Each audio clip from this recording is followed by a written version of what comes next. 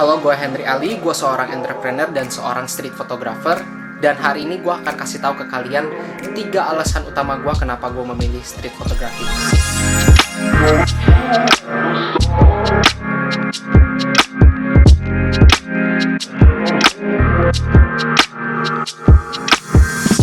Kenapa harus street photography?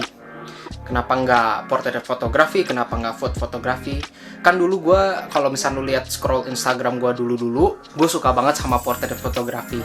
Tapi kenapa gue sekarang memilih street? Sebenarnya ada 3 alasan utama yang menurut gue street fotografi tuh untuk gue tuh lebih cocok gitu. Alasan pertama, street fotografi tuh paling mudah banget untuk terjun. Maksudnya gini, hampir setiap orang tuh udah punya kameranya masing-masing. Maksud gue tuh dengan HP aja tuh sebenarnya udah cukup gitu untuk melakukan street fotografi.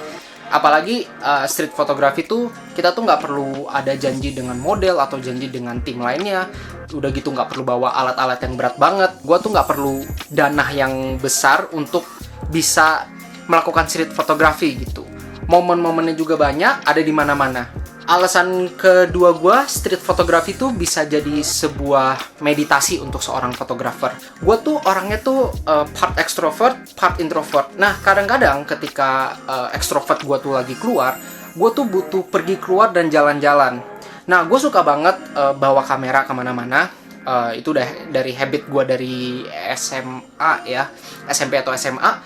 Jadi, gue tuh suka banget kalau jalan-jalan tuh gue mau berkarya, gue pengen ya minimal dokumentasi sesuatu lah gitu. Dan street photography itu tuh bisa menenangkan diri gue. Gue merasa bisa menghasilkan sesuatu. Jadi street photography tuh membuat diri gue untuk menjadi lebih baik. Alasan ketiga gue adalah street photography itu menantang. Jadi maksudnya gini, street photography itu memang momennya banyak, tapi momennya itu tuh cepet banget gitu berubahnya. Nah, jadi di sini tuh gue sebagai fotografer tuh gue dilatih untuk lebih jeli dan lebih cepat untuk ngambil momen-momennya itu. Udah gitu gue dipaksa untuk berpikir soal framing, soal komposisi, soal teknik lainnya gitu. Jadi gue tuh suka banget dengan spontanitas street photography itu.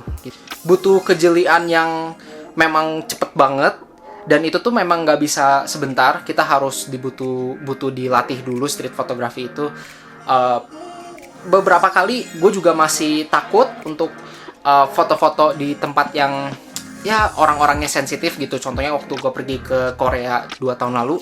Tapi gue tuh belajar bahwa street photography tuh pasti selalu ada jalannya gitu. Itulah 3 alasan gue kenapa gue menjadi street photographer.